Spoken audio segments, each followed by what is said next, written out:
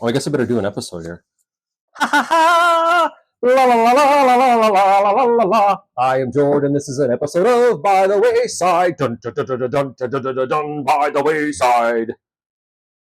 On this episode, I talk with all the members of Mad Quill Comics, Kevin Manclow and Mike Connell, making sure that they don't come in the shop just as I say that. And later in the episode here at Wayside Comics on By the Wayside, of course, we have an Omar Recommends, and it's a doozy, folks, so stick around, don't go anywhere. Cue the opening. Let's just do it. Welcome back to this episode of By the Wayside. I, of course, am your host, Jordan Middlebrook. This is my name, and here are my social media accounts. There's the By the Wayside Show Instagram handle, and then here is my personal Instagram handle where you can follow me, and I do funny reels like Monday, Wednesday, Friday. I should get a theme song. Oh, I already did a theme song. You know, the By the Wayside. Dun, dun, dun, dun, dun, dun, dun, dun, dun. Thanks, Omar. Was the fist bump for the theme song? I'm gonna guess yes. I'm gonna accept it as it is. So we're gonna do the opening. Usually I ramble on and on and on about with my openings, and they just go on crazy. But here today at By the Wayside, I'm like interrupting one of the Creator Spotlight series with the gentleman from Mad Quill Comics. So they're going to probably be here, and they're going to be setting up for the event. But later on in the show, I talked to both of them. I talked to Mike, I talked to Kevin, and of course now I'm going to unlock the door for him because I locked him out. Oh, hey guys.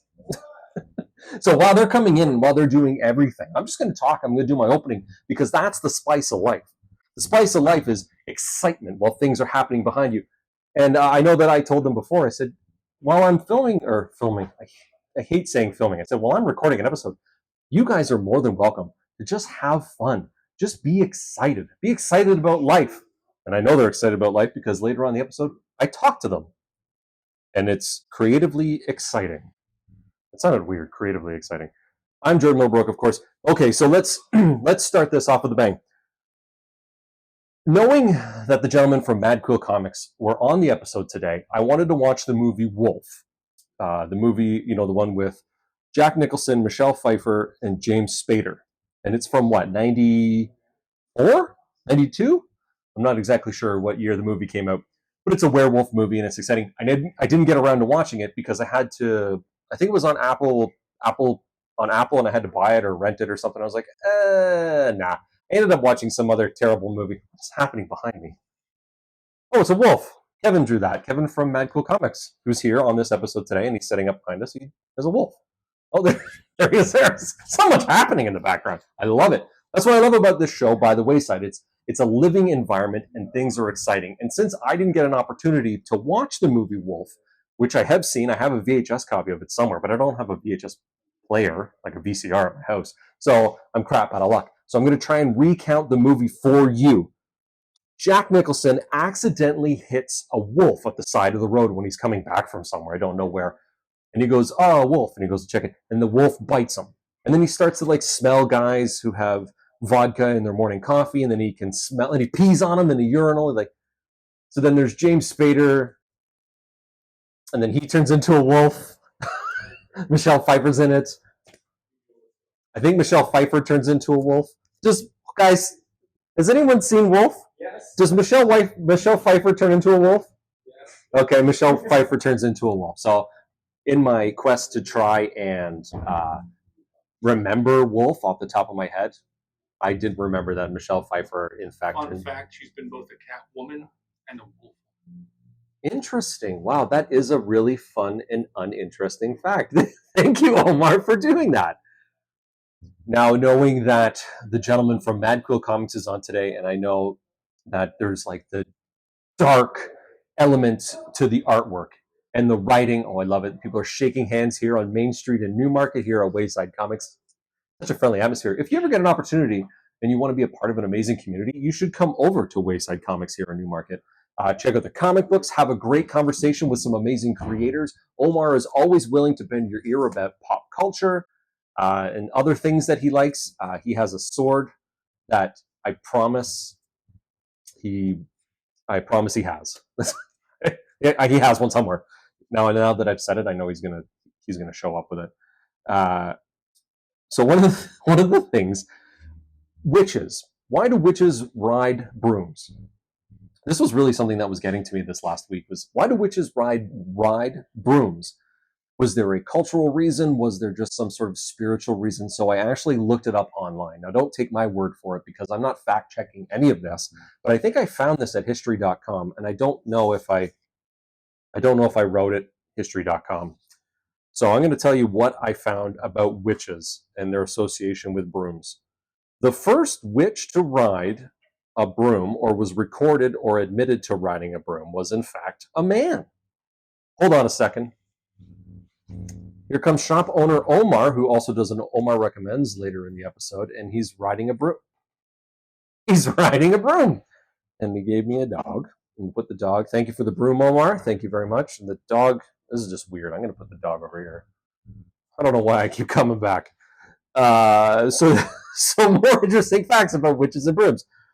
So apparently, maybe the reason why that is because there's a pagan ritual where farmers used to leap and dance on top of poles, pitchforks, and brooms to encourage crop growth, and that was usually during a full moon. So people would go like, "Oh, I wonder what farmer Jebediah is doing," and then take a look up there and see him like jumping like a madman on his pole, and be like, "Oh, I guess they're witches."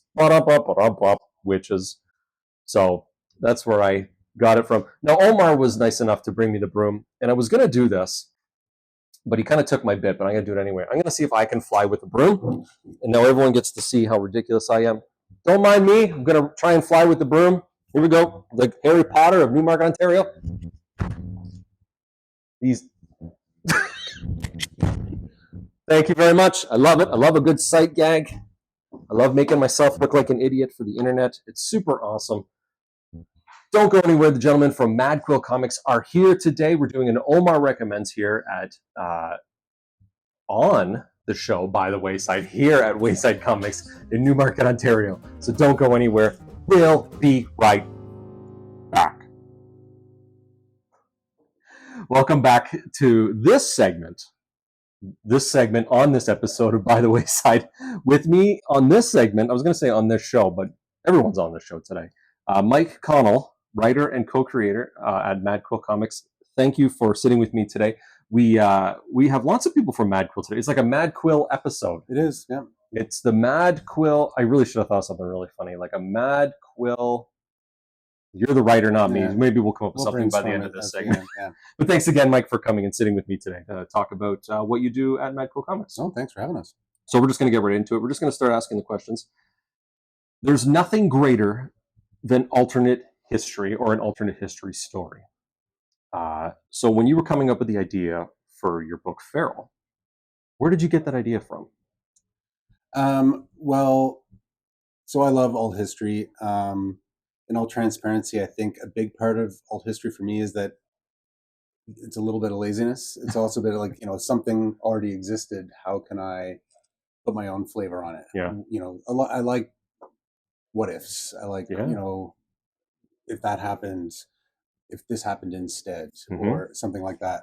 So when we were talking about it, Kevin loves drawing creatures, loves the monster universe. He's created all different styles, but the we were really trying to focus, is it pirates, is it what period of time, and we really just came up with the fur trade, the concept of the fur trade and what made it tick, what made it succeed, what made it fail, when the powers that be in England, and they were like, this is where we have to go, this is where we're going to make our money, this is where we're going to conquer the world and make the world England.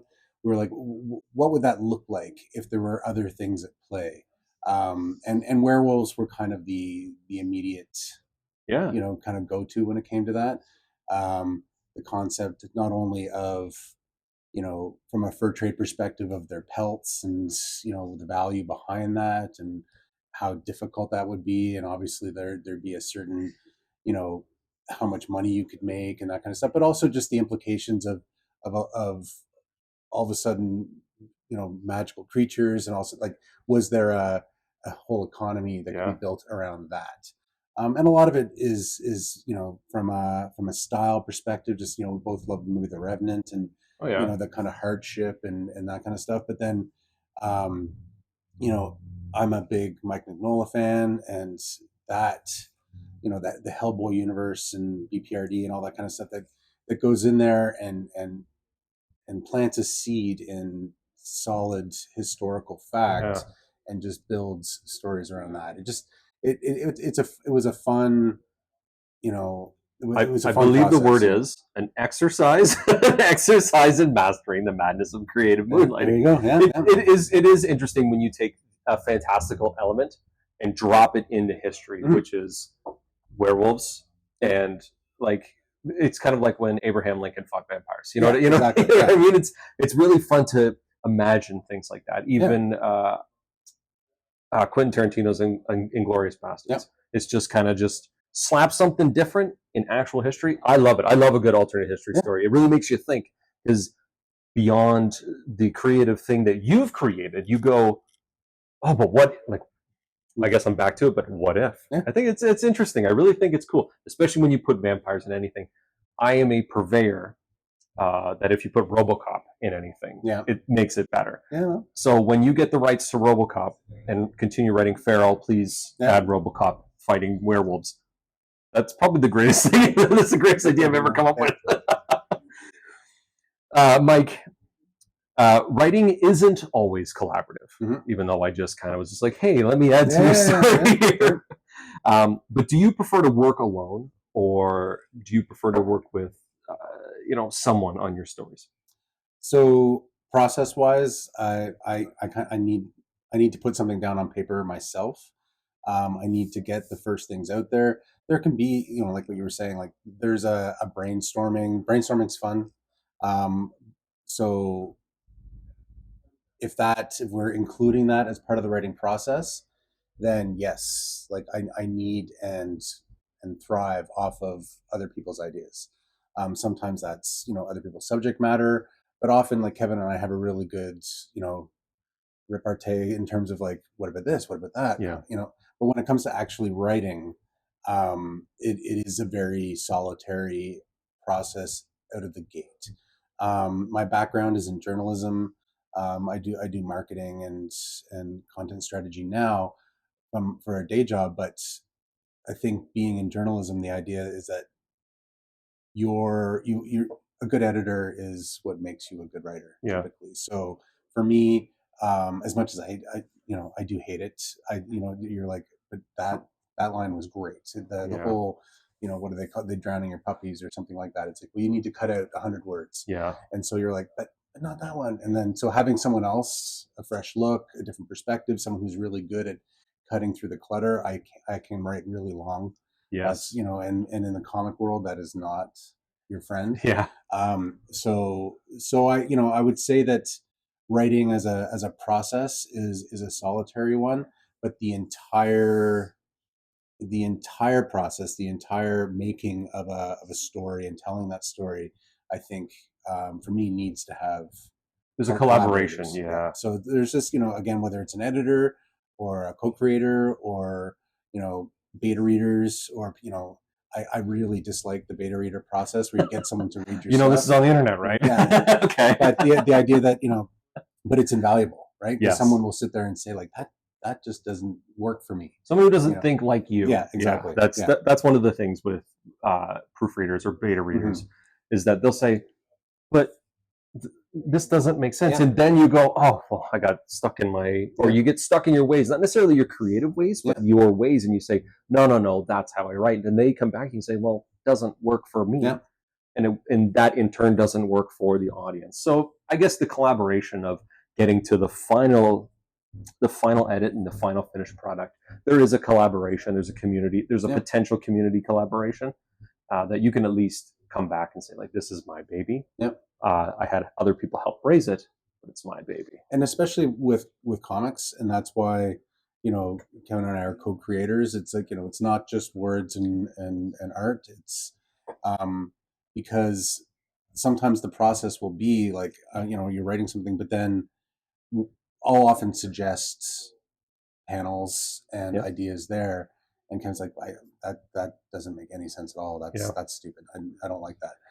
Or it'll be like, that's great, but then when he actually puts that together, you realize like way too many words Mm-hmm. or pacing or you know um, so that's where like I used to be that kind of seat of your pants writer, but outlines are invaluable, and having that kind of sense of, so not only so Kevin can see that big picture Yeah. and identify, it's like, you know what, this is, you have to say like, I need to fill 32 pages or I need to fill 120 pages or whatever. That is part of the writing process. So I think, I need him to be able to either rein me back or, say like, okay, well, this is what we're trying to say here. Remember that. Don't Yeah. forget. Right? Does So, Kevin know that you need him? no, This is on the internet. I'm going to make sure that I clip this and send it to him directly. Yes, yeah. Mike, on the Mad Quill comic website, it says that Mad Quill is an exercise in mastering the madness of creative moonlighting. Yep. What does that mean to you? It means that if all we did was our day job, we would probably go nuts. We wouldn't be happy, right? It's, we both like what we do. We're both good at it. We enjoy, I love the concept and the exercise of marketing and working with clients and, getting paid for that. And that's great. But being able to put aside or protect time to do something creative, and make a living at it, or maybe make a living at it is a little too generous, but actually, you know, do something that has a goal and try to achieve that, Yeah. right? Whether that's monetary or just creative or whatever it happens to be. The having something else, something creative that is for you to put out into the world. So for us, it's the creative component is core to that idea, doing something else, but the madness is because it's hard. Yes. Being able to, we'll joke, but it's like, I can write fast, but Kevin draws slow. Yeah. And It's a balancing but act. and not. I think every artist is like that. He can sketch and draw and ideate insanely fast, but when it comes to putting stuff together, that takes time. Yeah. So there is that madness of being like, okay, well, you know, there's a client emergency. I've got to focus on this, and all of a sudden I'm working until 11 or doing this or doing that. And when was I supposed to draw these pages or write these lines or whatever it happens to be? And it's difficult. So the this brand, this imprint, this exercise is literally our attempts to master that. And the moonlighting component is really just that. It is a side hustle. It's obviously something that we'd like to turn into more of a day-to-day reality. Mm-hmm. But it's one of those. It's always nice to have a plan B and say, like, as you near retirement or as you do this, or as when your days are you know bang your head against the wall, frustrating. It's nice to know that you can step outside of quote unquote life exactly and do something just for yourself. Yeah. Even though the project is for everybody, there is that the creative thing is for you. Yeah. You're always making something for yourself, especially when you're an independent like Mad Quill Comics. Mm-hmm. You're not going out and you're not like, hey, gentlemen across the road, I made you a comic. Exactly. It's more like you write it and you go, yes, exactly. You did it. Yeah. You did it. Yeah. And there are those, again, the maddening and madness components of it. It's like deadlines. It's like, we got to get something to the printer. We're running a Kickstarter campaign, and the crowdfunding efforts, you need to hit these goals, and there's a lot of marketing behind that. And there's a lot of, strategy in terms of, stretch goals and tiers and business elements of it that aren't necessarily as creative as you'd want them to be. Yeah. But it's still, that's what Mad Quill is. It's our efforts to, it isn't just writing and drawing and creating. It is bringing it to life. And that means whether digitally or in print, that, there's all these different components. So you just got to figure out how to make it work. Mike, where can we find you online? Our Instagram handle is Mad Quill Comics. Our website is madquillcomics.com. And our socials will always point to Kickstarter campaigns when those are live and active. But those are our two main platforms. Awesome. Well, Mike, thank you again for coming in. I know you and Kevin have graciously donated your time to be a part of the show, and I really appreciate it. Thank you very much. Stick around because we got some more left in the show, and I don't think you're not going to want to miss it. That's a double negative, right? So you're not going to want to miss it. No. So stick around. Welcome back to this segment, this episode. I kind of got lost in my own thoughts there for a second, of By the Wayside. With me today, I'd said off the top of the show, Kevin Monk. I even asked how to pronounce his name, and Manclo. Kevin Manclo is with me.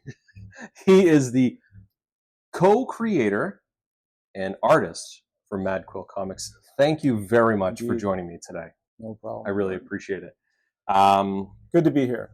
Good, I'm glad. I know that while we're filming this is we're at Wayside Comics and Cocktails in Newmarket, Ontario, and you have graciously come in a little bit early to record an episode of By the Wayside with me because you're going to be doing one of the creator spotlights here, and I'm going to try and get a couple photos. I'm going to throw them up right here so that people know that I'm not lying. Kevin, let's get straight down to the nitty-gritty of everything. Let's do it.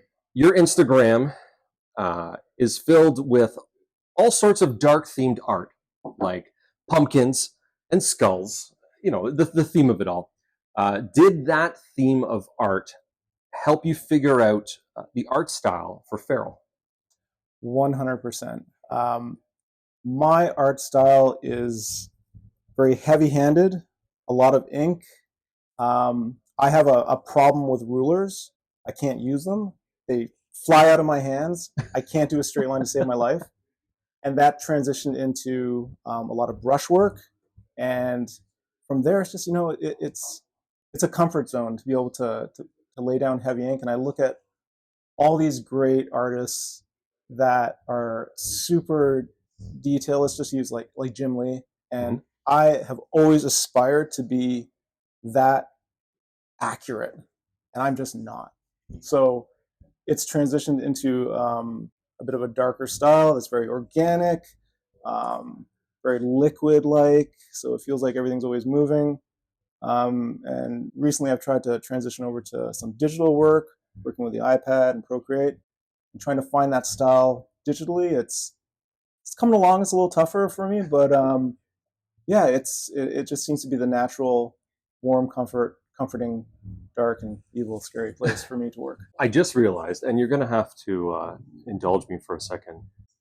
You're talking about heavy-handed inks. There's a fluidity to your artwork that you attempt to do, and it is very visible when you look at your artwork. I just realized ink and Mad Quill, and I'm mostly the idiot because I just pieced it together, and you're obviously light years ahead of me. When we came up with a name for Mad Quill, Mike and I are my co-creator of Mad Quill, Mike Connolly. We're both old school, comic book guys, and we love just he uses traditional, pens for writing before he gets on the computer, and again, I love the brushwork. It's kind of my happy place. So yeah, it all kind of came down to like, how do we create this more traditional vibe for our brand? It really does speak to the art itself. I mean, when people look at something, when it comes to comic books, typically it's you judge a book by its cover. I mean, I think that's quite apparent because you don't pick up something and then read it quick. You look at it, you go, oh, dang, I like this. You pick it up and you say, ah. So when you put Mad Quill along with your art and the way that you utilize your style, I think it marries really well. I really enjoy it, and I can't believe that I didn't piece it together until just now. In terms of the comic book work inside the pages, how has design helped you with panel placement? So again, I've been doing indie comics for a long time, but I am always still a beginner. I'm always learning. And where I lack certain creative abilities, I make up for it in other things. So, heavy-handed inks, and my background is in design and graphic design. So I transfer all the graphic design into my layouts for panel by panel. And I'm always trying to break the mold a little bit. I'm trying to do something a little bit different because I'm also a child. I get bored. Because I get bored, I want to try new things. And working through the day for clients, you're very restricted into what you have to do within the box, and sometimes you're able to think outside the box a little bit, but often you're not. So when it comes to the passion projects like Mad Quill and Feral, the Beast Within, and the Bestiary, it's nice to be able to try something different and very creative and do whatever we Yeah. want, whatever we want. It's nice that you can, because of the design background and you're an artist, with creative vision. Yeah. I'm not seeing your design work off the top of my head, think about it, but I can imagine when someone has such a creative mind, creating comic books, Right. the design elements are something that would be just a bit different than everyone else's. It is, and I think I grew up with Marvel Comics and DC Comics and the traditional books, and I love them. But I'm always trying to look for something a little bit unique. Yeah. And still to this day, I'm looking for comics out there that are very independent and different. That I don't know if it's because I'm getting old, and I'm like, oh, these kids and they're pop comics, but yeah, I'm always looking for something a little bit more unique. Yeah. Like there's this one that came out on Image Comics. Oh my god, Bear Queen. I can't remember. Anyway, it's this like amazing painted style, and I look at it, and I'm like, do I have the balls to do a painted comic book? Yeah. And just work with the mistakes and keep it going, and not worry about redoing things over and over again, and being able to Control Z, fix it in Photoshop and just go with it, because I look at that stuff and it's very inspiring. So that's the thing about being an artist, is that you want to continue to improve your skill. You want to continue to take your skill to the next level and push those boundaries about what 100%. Yeah. But artists Yeah. have the built-in default where it has to be perfect. Whether or not it's Very perfect much. to other people who will look at it and go, wow, this is really great. But you Yeah. look at it and you go, there's that one drop of ink that I dropped as I reached over, and I'll see that every single time I look at it. And that's the artist's fault, right? I mean, It is. The perfectionism It is. that is built into an artist is something else. Yeah. It's something else. And what's fascinating about that is creating something that's organic and building upon your errors, or building upon the success of whatever drawing, whatever piece you're working on. That's really important. So the way I approach the pieces I work on, I do less prep. So I do less structure, because I find as soon as I do more structure, everything's tightening up on the page. So I am almost kind of painting as I go, and I do a very loose rough, and then from there I just start building out the page using a lot of, again, heavy inks, and whatever happens from there happens. If I could transition that to just fully painting it, I would love to, but again, I'm a coward. One step at a time, Yeah, Kevin. exactly. One teeny tiny artistic step at a time. Exactly. Okay. The Mad Quill comic website, right? It says right on it, and I'm going to read this because I don't want to mess this quote up. Yep. Mad Quill is an exercise in mastering the madness of creative moonlighting. Kevin, what does that mean to you? So again, going back to working for clients, doing graphic design and advertising marketing through the day is very rewarding, and I enjoy it immensely. You are adhered to certain restrictions based on the requirements of those clients. So when it comes to your own independent, fun projects like comic book creating and indie comic creating and all that, it's a chance to moonlight on the side, Creative moonlighting. and do whatever you want. And I highly recommend it for everyone. Pick a hobby with no holds barred and just enjoy. It is literally cheaper than therapy, guys. Honestly. And I do a live sketch session, once a week, give or take, no set timing. And it's just the days where I just need to, unload the stress of life and just be like, what am I going to draw today? Yeah. Normally a skull. Check his Instagram. Exactly. Check my Instagram. Or whatever's inspiring. Like the next season of House of the Dragon came out, and I'm like, I gotta draw something with a Targaryen because it's just, you're just excited about it and you just want to put it on paper. And there's no one telling you you don't have to. So that's the point of this. It's being able to do whatever you want and enjoy yourself and just be as creative as you can be. What a great answer. Considering I didn't know how you were going to answer that, but I really like how you answered it, and I know that we're going to ask more people that question in this episode. Kevin, where can we find you online? Oh, I'm at madquillcomics.com. I'm also at Mad Quill. We wrote it down. Don't worry. You know what? I took the so many. I took the paper away.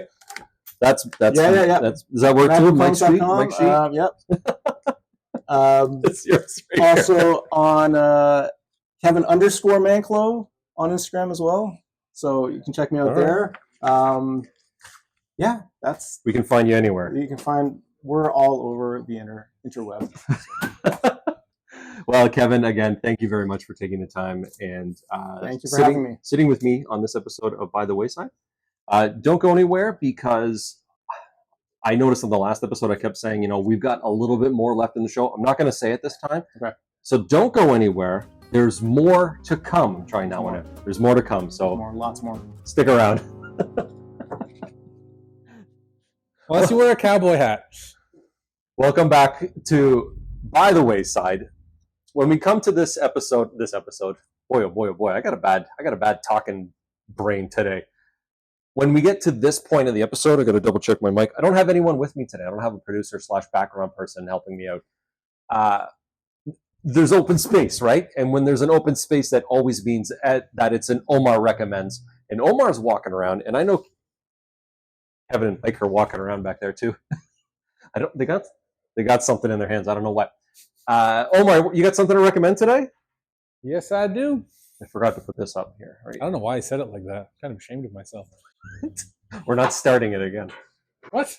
No, this is. I don't get a repeat. Nobody gets a repeat. Oh man. Nobody ever has gotten a repeat. Oh, that's not true. There was a guest. Remember? Yes, I remember. It was Heather Castles, and yes. I screwed. You up. are the only repeat, so I had to you go are back unique. And redo her segment. Omar, what do you have for us today? All right, Jordan. Also, how are you today, Jordan? I'm pretty good, thanks. I appreciate you're you looking asking. really good today. Thank you. Great hair day. Lovely shirt. Like, can we just take a moment to look at this amazing shirt? It's friggin' brilliant. I wore the shirt because every time I've come in to Wayside Comics in Newmarket, Ontario, there's people here and they always say, "That's a cool shirt. That's a great shirt." And then I came by one day when no one was here. It was just you and myself, and there was a couple other people here. And you said, "Jordan, a lot of people were talking about that shirt." So I figured, why not wear the shirt on the internet now so people can say, "Hey, look at Jordan's shirt." It's a majestic shirt, and you light up the room when you wear it. Oh, man. Brownie points for Omar. Omar, what do you got today? All right. Now, that was a long pause. That was a really long pause. So today we have Blood and Motor Oil by Allison Danger that I'm going to be recommending. So this is we've talked about this before about the kind of books I like, especially with things like Do a Powerbomb. So I like books that have very powerful words behind them that really mean something to me. Sometimes I like fluff, like relatable young adult mystery comics, but sometimes I like things that are a little bit more. I think you got to think a little bit more about. And Blood and Motor Oil is a beautiful book about family dynamics and technology. Very much. So it's framed around Dorothy Wick, I think. Dorothy Wick. She is melding technology and people together, and she's having these memory issues. and there's this big kind of government chase that's happening as all this is going on. So it's got this kind of really cool, very sci-fi action mystery happening. That's like the framing device for the story as they're jumping through flashbacks as she's gaining back her memory. But a lot of it is that battle between like what makes us human and what makes us people. But also at the very, very heart of it is a story about a family and how that family has fallen apart and what it means. That's I kind of think that's where the title comes in. Blood and motor oil. Is blood thicker than water? You know, like what's at the heart of all things there. And I don't want to. This is a book that definitely has like a couple of big reveals as you go through it. But if you like things, I'm gonna say things like Blade Runner, things that are a little like more steampunk, or not steampunk, what I'm talking about. Things like Johnny Mnemonic. Oh dang! Really kind of high concept science fiction. There's a lot of stuff to love here. The character work is phenomenal, and again, like I said, the family dynamics at play here, especially like as the story progresses, really, really touch you in a way that you don't expect because it doesn't take the turns that you necessarily think they're going to turn. But the buildup is really, really solid, and that's what I really like about this book. I didn't know what I was getting myself into until I got to the last act of the book. And it was really interesting. I'm trying to piece together the mystery of what's happening and like how this is going on and who's what. And then bam, the reveals happen and you're just getting these kind of emotion bombs dropped on you left, right, and center. And it's great. Honestly, like it's one of those things with a solid heart at their foundation with a great frame around it. Like that's a cool graphic novel for me. And like, that's what this was. Like I very much enjoyed the reading experience of this because I didn't necessarily expect it to go where I thought it was going to go. It also just kind of doesn't end where you think it's going to end. Mm-hmm.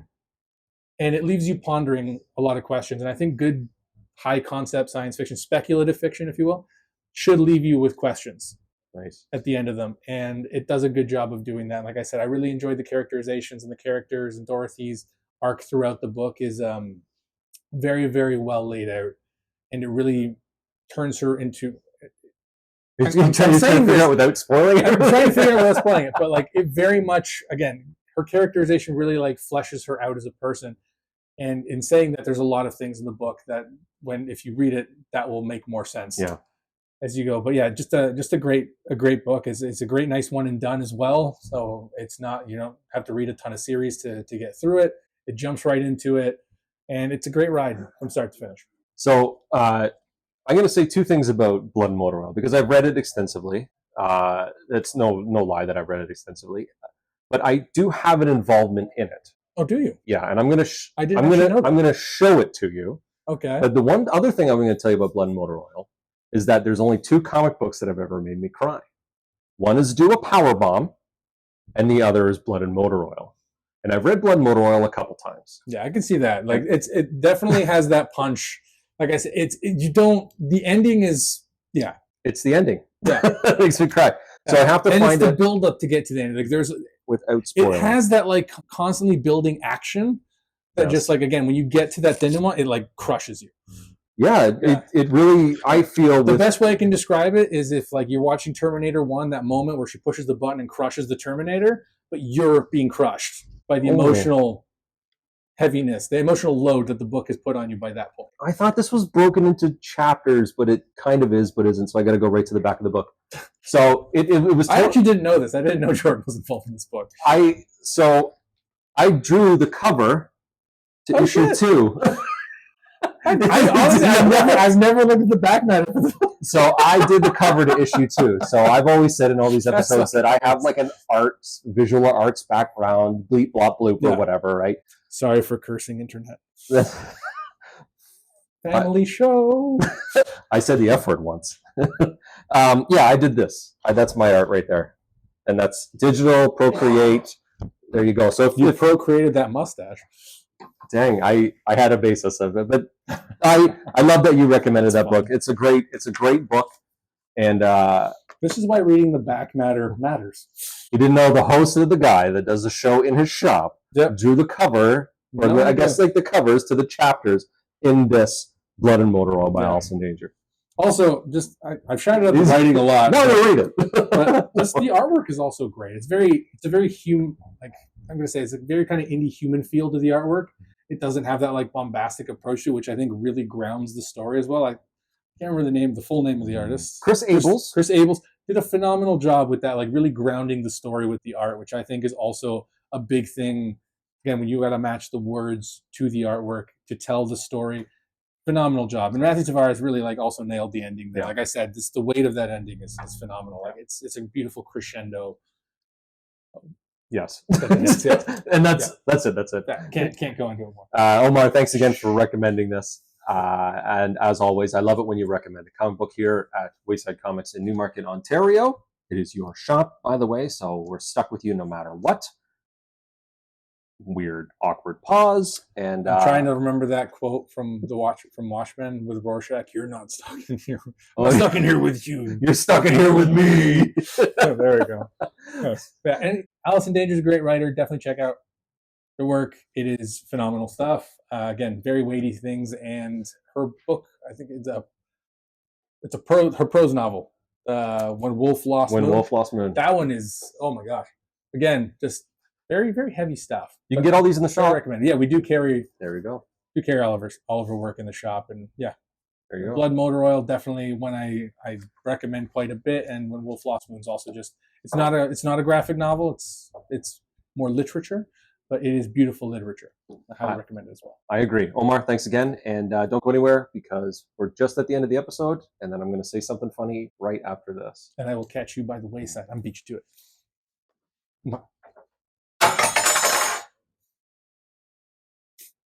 Can I quit this show? I don't No. And that was an episode of By the Wayside. I want to thank Omar. I want to thank all the gentlemen from Mad Quill Comics for coming in today speaking with me. Make sure to check out the Patreon where you can be a part of the community. There is like a secret friends group. You can be a part of Instagram. There's going to be some behind the scenes footage. Maybe do a live with Omar and I. You can take part in like secret events here at Wayside Comics in Newmarket. And of course, I also want to thank the amazing people who I am also a part of. Wayside Creative. We're going to be doing some amazing things with comics and card games. Wink, wink. That's me. And this has been a great episode. I've had so much fun, and I got to thank everybody again for sticking it out with me in my amazing shirt. I'm saying a lot of ahs today because it's so exciting. And here on Main Street, there's a lot of activity. It's a beautiful summer day that we're recording this episode. So much fun here in Newmarket, Ontario, on Main Street. I'm at Wayside Comics. I think when I'm done here, I'm going to grab myself a hot chocolate. I'm going to sit at the bar, and I'm going to enjoy the rest of my day. Thank you, everybody. And see you next time on By the Wayside. Catch you by the wayside. My